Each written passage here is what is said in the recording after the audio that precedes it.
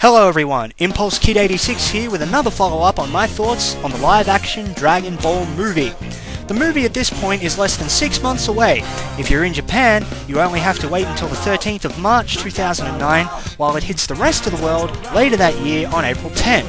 If you've seen my last Dragon Ball movie-related video, you'll know that I've really changed my tune on the film, especially since that rather crude-looking promo made its way onto the internet.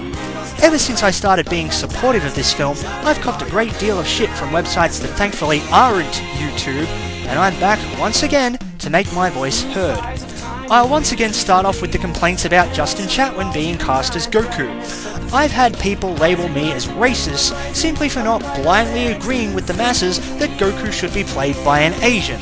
Well, aside from me plain not caring about ethnicity or colour or race or any of that, where exactly was it stated that Goku had to be Asian?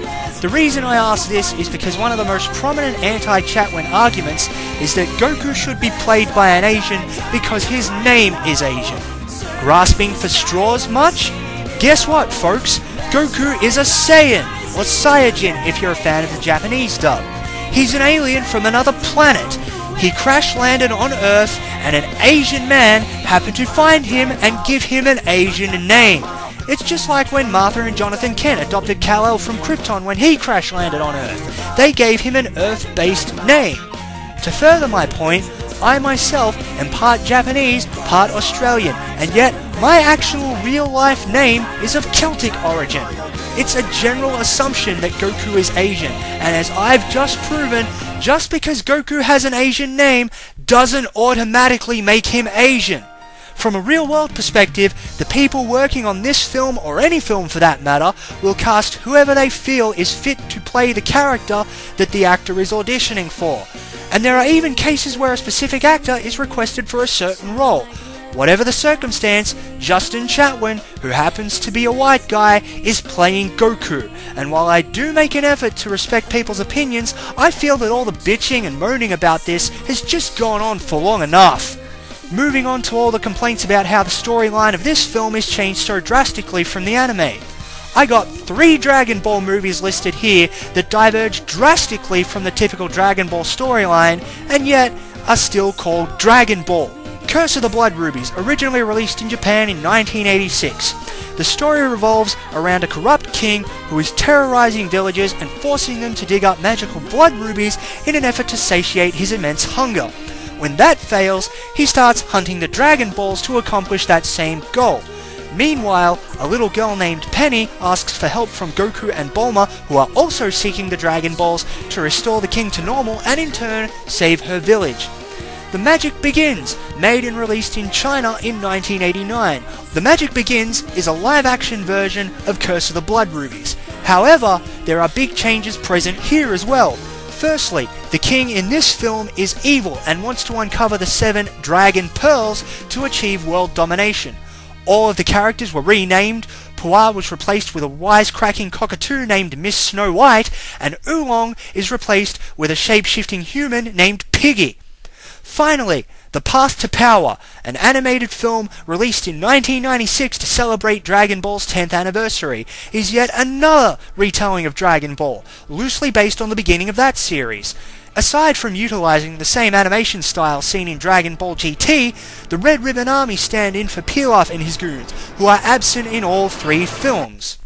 What I find incredibly ironic is that everyone is kicking up such a stink about this film, and yet, with the exception of the Chinese live-action movie, I've never heard a single bad word against any of the adaptations I've just mentioned. Did they follow the anime to the letter? No! And the real kick to the Dragon Balls, for those bitching about this recent movie's lack of a certain bald midget monk, is that none of these films included him at all! People seem to be forgetting that the entire concept of Dragon Ball is based on myth. Now, mythical stories can be interpreted in all kinds of ways, and Dragon Ball is no different. Changes can be made, regardless of the country, regardless of the story, regardless of how drastic the changes may be, and yet the property can still bear the Dragon Ball title. This live-action movie is no different. Regarding all the complaints about how this film is treating Bulma, the sight of someone walking around with bright blue hair isn't exactly common. and most times when people colour their hair, it's more likely that they'll either tip it or streak it, such as what's been done to Bulma in this film. Now, I'm aware that the makeup artist could have dyed Emmy Rossum's hair blue, but in doing that, they'd run the risk of it looking totally awkward and stupid. And if you need further proof of just how wacky someone with brightly coloured hair could look, then take a peek at this. Need I say more? To address all the complaints about Bulma using guns, she's been shown with guns before in the manga and anime. The first episode of Dragon Ball saw her shooting Goku with a revolver when he went to attack her, and another episode of the anime saw her pelting Goku with bullets from an SMG when she found out that he'd removed her panties in her sleep. Even the end credits show her clutching a firearm. As far as this live-action movie is concerned, she's not superhumanly strong, and she'd need a way to defend herself when no one else is around. So Bulma carrying guns makes sense. I'd like to once again go over one major complaint in Piccolo.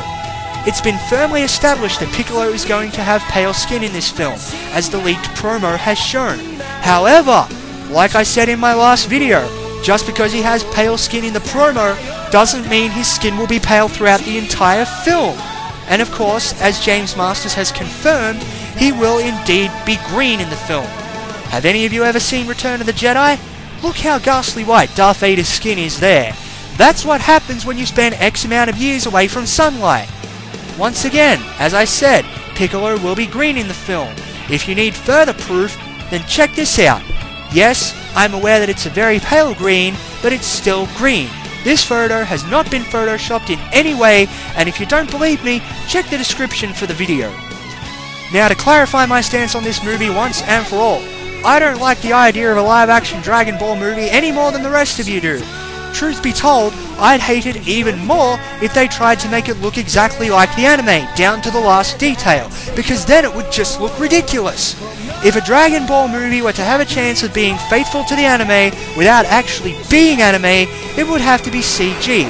However, considering that it is being made in live action, I can accept that and any changes that may come with it, rather than do what the vast majority of the fanbase is doing and foam at the mouth over things that they can't do anything about, like Goku's actor, or even changes that make absolute sense, like Piccolo's skin. I for one am opting to support this film and wait until after I've seen it to trash it. In all honesty, all that really concerns me at this point is how well the actors will play their parts. I particularly have faith in James Masters because he's a great actor and he's also a fan of the series. There you have my thoughts on the live-action Dragon Ball movie, and for the curious, I will be reviewing the movie as soon as I can. I'm the one and only Impulse Kid 86. Farewell for now.